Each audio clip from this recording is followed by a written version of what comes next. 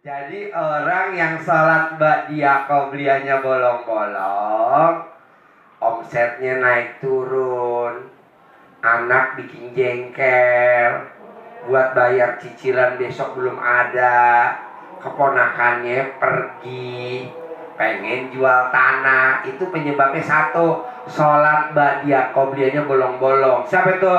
Tuh, 2, 3, 4, 5.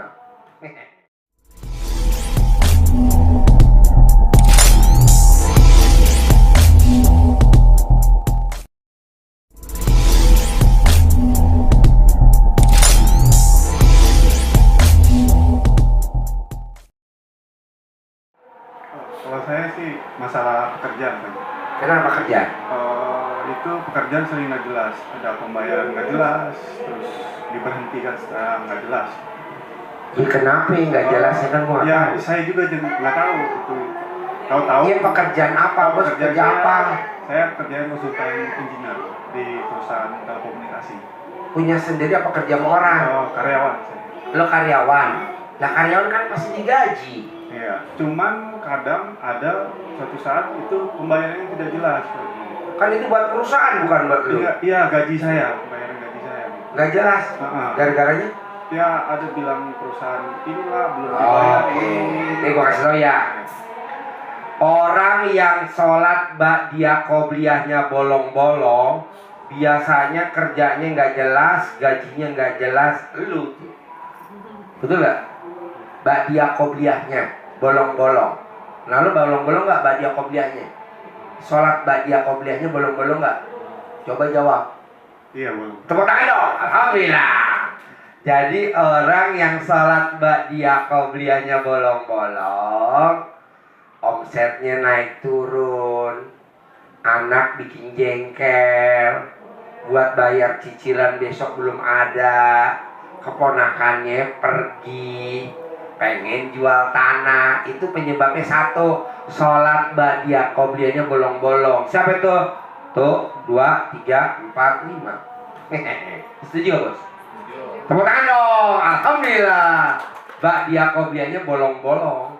Nah, coba lu ba'diyah qobliyahnya jangan bolong. 2 sebelum subuh, 2 sebelum duhur, 2 habis duhur, 2 sebelum asar, dan seterusnya. Kalau maghrib dua qobliyah 2, ba'diyah juga 2. Nah, kalau Isya sama 2 juga. 2 sebelum isya, 2 sesudah isya. Nah, kalau masnya ngerjain ba'diyah qobliyahnya nggak bolong, tes dah, pasti dibayar lo. Kalau sampai nggak dibayar, lapor gue yang bayar aja udah. Begitu, kan udah gue kasih tahu ilmunya. Nah, jadi bos supaya nggak jual aset tanah, biar anaknya nggak bikin jengkel, biar cicilannya kebayar, biar keponakannya nggak hilang, kabur-kaburan. Coba deh nih kita sepakat hari ini ba'diyah qobliyahnya jangan bolong. Gitu. Tanya apa? Ini Pak Haji sama sih sebenarnya kurang lebih kan ada usaha juga. Sama siapa? Sama istri saya sama. Ada Usahanya apa? Usahanya jualan baju anak di pasar malam. Di Pasar malamnya pindah-pindah gitu Pak Haji. Nah, salah satu di mana? di Rawasari Cempaka Putih sama Muara Baru sama Matraman, pokoknya berpindah-pindah. Waktu sebelum Jadi pandemi bawain barang dagangan kayak apa? pakai kendaraan, cuma masih cicil. Mobil. Iya. Kan udah dibilangin punya mobil tapi masih nyicil. Penyebabnya ba'diyah qobliyahnya bolong-bolong. Sama berarti Pak Haji. Sama lah. Punya toko tapi tokonya sewa, berarti ba'diyah qobliyah masih bolong-bolong.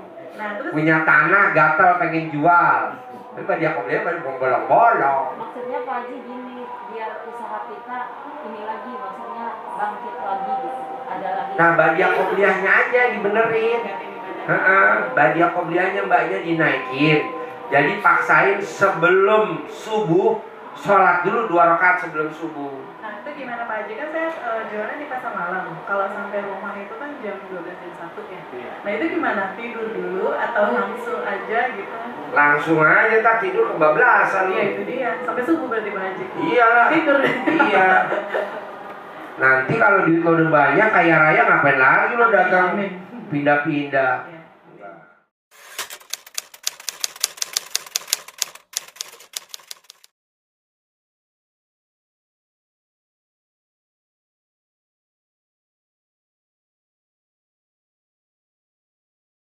ba'diyah. Apakah memang disunnahkan? Jika memang disunnahkan, bagaimana niatnya? Terima kasih Bu ya. Salat qabliyah ada sunnah. Qabliyah ada sunnah dikukuhkan nama salat sunnah rawatib, ada qabliyah. Ada qabliyah zuhur, qabliyah asar, qabliyah maghrib.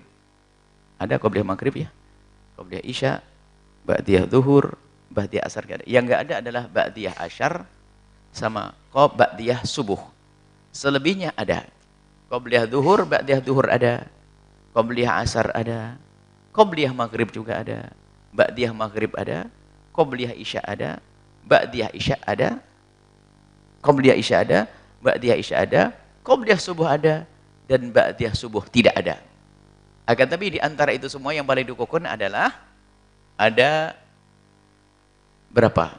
Dalam hadis Nabi, man shalla fi yaumin wa lailatin thintai asyrata rakaah, barang siapa yang melakukan sholat sehari semalam itu selain sholat fardu 12 rakaat, 12 berarti baru kebanyakan thintai kan 12 rakaat, 12. Nah, bunyalahu baitun fil jannati, akan dibangunkan rumah di surga nanti. Apa itu? Arba'an qabla dhuhri, 4 rakaat. Tentu caranya adalah 2-2. Arba'an qabla dhuhri wa ra'ataini ba'dahu, rakaataini ba'dahu. Kemudian wa rakaataini ba'dal maghribi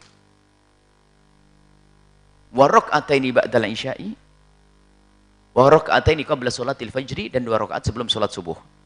2 rakaat sebelum duhur, 4 rakaat sebelum duhur, 4 rakaat, 2 rakaat setelah duhur, 2 rakaat setelah maghrib, 2 rakaat setelah isya, 2 rakaat sebelum subuh.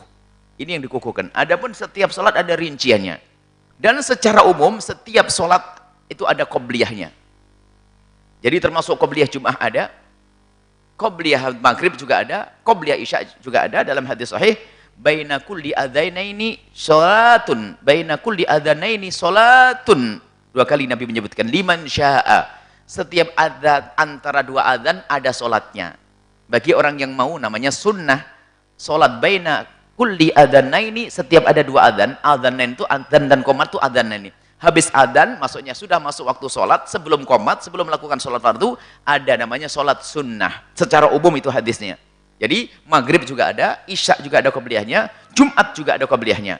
Baik, ada niatnya adalah saya niat, kalau selama ini, kalau pakai bahasa Indonesia, saya niat qobliyah duhur gitu saja.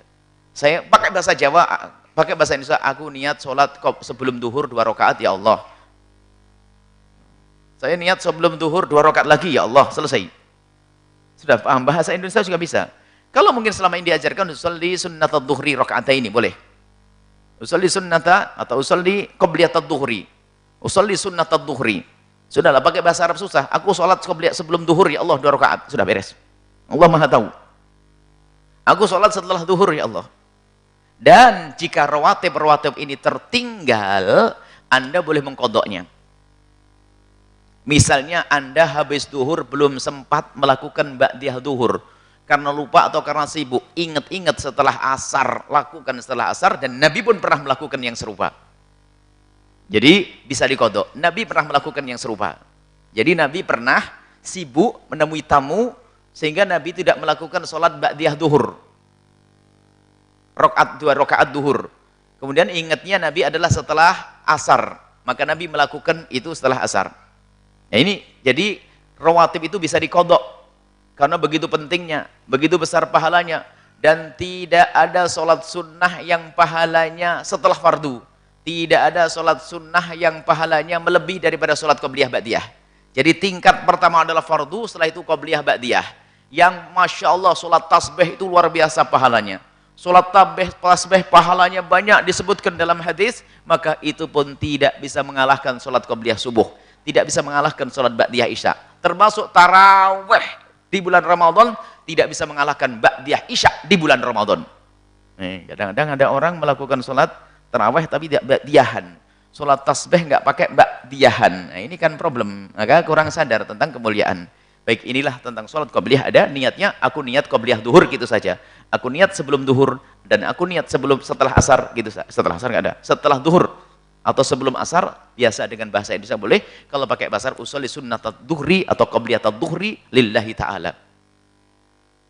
Usolli sunnata qabliyatid duhri atau usolli sunnatad duhri, aku sholat sunnah duhur. Kalau anda lakukan sebelum duhur namanya qabliyat duhur.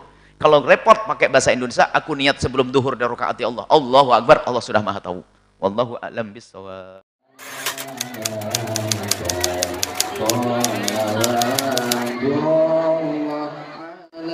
عليك أشرف